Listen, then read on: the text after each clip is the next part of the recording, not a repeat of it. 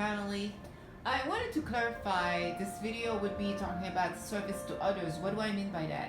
You know, when you remember when you saw, I think it was Star Wars, it was The Last Jedi, where The Last Jedi, the girl, she was looking for her parents and she was looking into a mirror, or she went into, I forgot that movie, but I remember, and it was like she was looking to a mirror and there was infinite repeated herself, picture of herself to the mirror repeatedly. She only saw her to the infinity in the mirror. She never saw anything that was other than herself. It was like, I don't know, like hundreds of her every time she, she was looking for her parents, supposedly. I forgot the movie, but it was one of the episode of that movie, a clip in that movie, the Star Wars Last Jedi. But the reason I'm mentioning that movie, it signifies service to others. And if we think about that movie, it helps you understand the whole concept, the philosophy of service to others. Is that in every person and everything we serve, we're not really serving because it's similar to serving ourselves. So it's identical to ourselves. It's the same thing. It's me. It's not like, oh, it's kind of like serving me. No, it's basically I'm serving myself. Like, it's me. It's identical to me. There is it's completed. It's unity. It's one. So that's basically what service to others really means. So a lot of time people get confused. I'm sorry about the police, but I really don't want to stop this because it's always happening. The ambulance, with COVID-19, people are being taken to the hospital. Let's send them love and prayers. But, and let's send love and prayers to the first responders, right? And also prayers for our president. And all those who have COVID and all and on. So, let's go back to the service to others. And a lot of time, the reason I'm talking about this is that a lot of time, and at the same time we are each free to do whatever we want. Remember that. But when we serve others, we're not imposing our choices on them. We're not imposing our beliefs on them, but we are servicing others. We are doing a service to others. And whether, let's say there's a homeless out on the streets and I help them, it doesn't mean that homeless person have to say thank you to me, because what if that homeless person doesn't believe in saying thank you? I'm not to impose my belief on that, on the homeless person, on the homeless entity expecting thank you, because I did it for myself. So I feed myself, I give myself food to eat.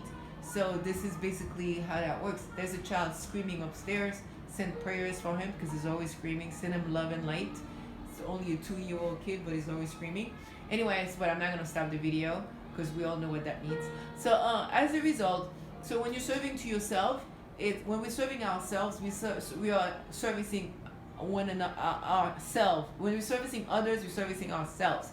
It's not similar, it's ourselves that we're serving. So therefore we have no expectation. For me, very often, we do something good for another person and we're expecting some sort of a gratitude, some sort of appreciation.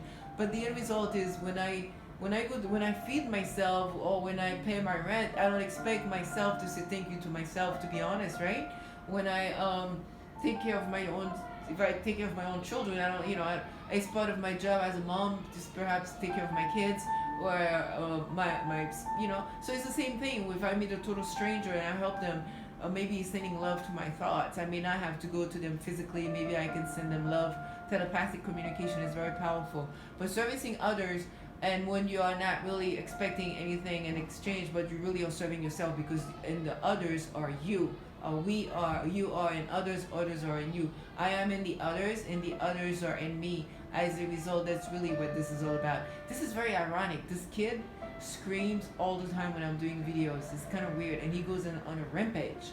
And he's only like 2 or 3-year-old, and it's like he screams off the top of his lungs. Anyway, send him love and light. Listen. So basically, I hope that makes sense. This is about how to serve. It's very important because it is said that as far as the fourth dimension is concerned, we have to be servicing others at least the majority of the time, at least above 50% of the time, to make it to Ascension for the fourth dimension. We have to be, that means servicing others at least above 50%. Anywhere above 50% is considered okay for spiritual ascension into the fourth dimension. I will do a video on dimension, because for anyone who's confused about what does it mean when we say first dimension, second dimension, third dimension, fourth dimension, fifth dimension, sixth dimension, seventh dimension, and eighth dimension, I will do a video on that, a very basic video on that, too, so that the way I understand it, the way I've researched it, so if that, if that will help anyone understand it better, I'm more than happy to do it. So the servicing to self is really important. To others, it's very important. And a lot of people confuse that with servicing to self, and it's not. It's servicing to others, and that is, we are servicing others without expecting anything in return. I consider that, to me, that's the last part is what I consider servicing to others. Service to others meaning like I service others, I don't expect anything in return. I'm not looking for acknowledgement or appreciation or a major financial gain. That's the way I understand that, servicing to others. Of course, if I needed money, I would find a way to make clear that I'm looking for money to take care of my business, to take care of my personal needs. But I'm saying like, when that's the people, I think we confuse servicing to others, service to others, with servicing to self. If I were to open up a business where I'm providing lots of jobs, but then again I'm racking up lots and lots of billions of dollars from that business, and people working for me at minimum wage, and they are really not earning that much money, and they are struggling. They're working living from paycheck to paycheck. That's really, even though I could have 1,000 people working for me, the question is, am I really servicing others?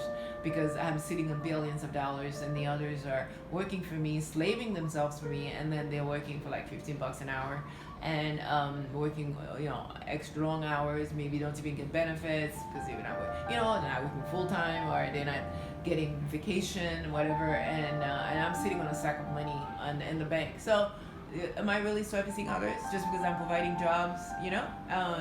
So those are the things. So remember, there are two groups in the universe. There's a group that believes in service to self, loving themselves because they believe that's another way of servicing the Creator.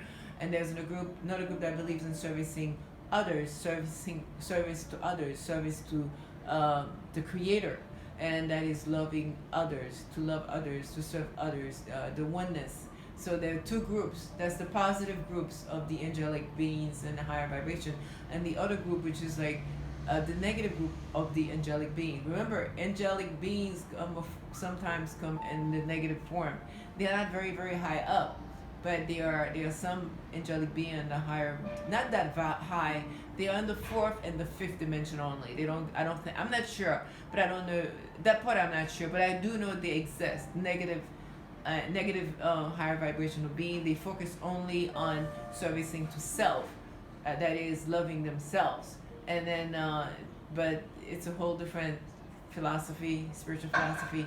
But my videos are focusing on the positive high vibrational beings, okay? So everything I say is in relation to positive high vibrational beings, and I use for reference the Law of One books, which are, like I said before, these are books from the Ra, the Law of One book, the Ra material.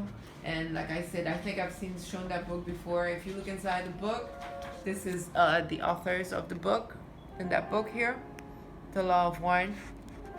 Alright, so this is the book I'm referring to, and also I use the book of the gods, the laws of the gods, the 11 laws of the gods, and I also do lots and lots of research from different philosophy, and also I've also studied metaphysics. I'm a metaphysician in the sense that I've studied spirituality in its deepest format. I think Harvard have degrees in metaphysics, and some other schools, I'm not sure. But I'm just saying, I'm just sharing with you what I have learned, and also what I have experienced to some degree. And you may not agree with me, that's okay, because that is your free will, freedom of choice. But I wanted to emphasize the importance of service to others. That is really important for us to focus on, because it's not very easy. Sometimes it's very difficult, it's very challenging. But at the end of the road, it's really, really important that we focus on that, because service to others is servicing ourselves, because we are the same, we are identical.